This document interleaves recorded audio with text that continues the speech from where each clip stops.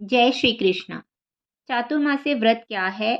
इसका विधान क्या है? ये व्रत किस तरह से करना चाहिए?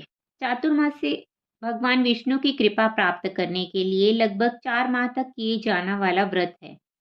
इस व्रत को देवशयनी से देवउठनी एकादशियों से जोड़ने से प्रभु के प्रति अपना अनुराग दृढ़ होता है। चातुर्मास चौमासे में जब भगवान श्री हरि विष्णु शयन करते हैं, उस समय कोई भी मांगलिक कार्य नहीं किए जाते। मांगलिक कार्यों का आरंभ देवउठनी एकादशी से पुनः प्रारंभ होता है। एक बार कुंती पुत्र अर्जुन श्री कृष्ण जी से बोले, हे मधुसूदन, विष्णु भगवान का शयन व्रत किस प्रकार किया जाता है, हमें सब कृपा पूर्वक कहिए। श्री कृष्ण जी बोले, हे अर्जुन, मैं तुम्हें विष्णु के शयन का व्रत विस्तार से कहता हूँ, इसे ध्यान पूर्वक सुनो। जब सूर्य नारायण कर्क राशि में स्थित हों, तब भगवान विष्णु शयन करते हैं, और जब सूर्य नारायण तुला राशि में आते हैं, तब भगवान उठते हैं। लौंद यानी अधिक माह के आने पर भी विधि इसी प्रकार रहती है। इस विधि से अन्य देवताओं को शयन न कराना चाहिए।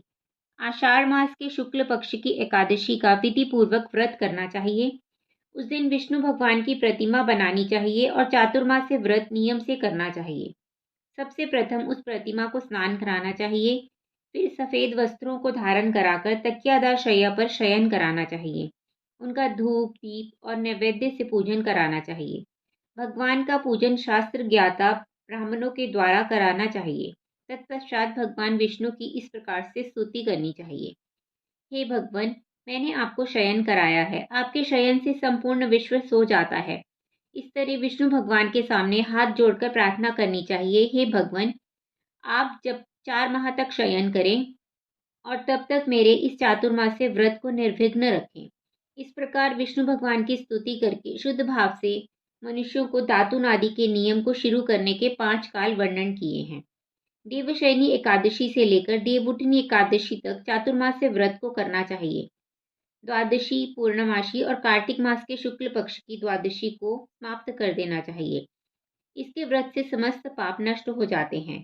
जो मनुष्य इस व्रत को प्रतिवर्ष करते हैं, वे सूर्य के समान दिव्यमान विमान पर बैठकर विष्णु लोक को जाते हैं। चातुर्मासी में प्रजापत्य तथा चंद्रायन व्रत पद्धति का पालन भी किया जाता है। प्रजापत्य व्रत को 12 दिनों में पूर्ण करते हैं। व्रत आरंभ में पहले 3 दिन 12 ग्रास भोजन प्रतिदिन लेते हैं, फिर आगामी 3 दिनों तक प्रतिदिन 26 ग्रास भोजन लेते हैं। इसके आगे के 3 दिनों तक 28 ग्रास भोजन लिया जाता है और इसके बाद बाकी बचे 3 दिन निराहार रहने की परंपरा है। इस व्रत के करने से मनोकामना पूर्ण होती है। व्रत करने वाला साधक प्रजापत्य व्रत करते हुए चातुर्मास्य के हेतु उपयुक्त सभी धार्मिक रीति जैसे पूजन, जप, तप, दान, शास्त्रों का पठन पाठन तथा कीर्तन आदि करता रहे।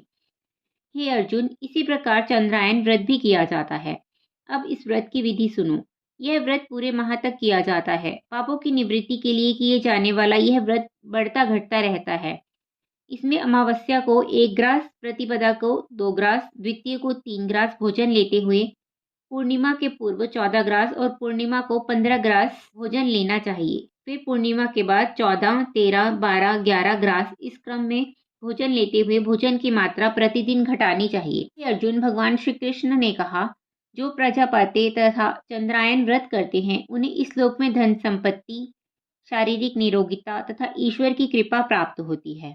चातुर्मास्य में श्रावण में शाक, भादों में दही, आश्विन में दूध और कार्तिक में दाल का त्याग करने वाले निरोगी होते हैं। चातुर्मास्य व्रत का पालन करने पर उद्यापन किया जाए।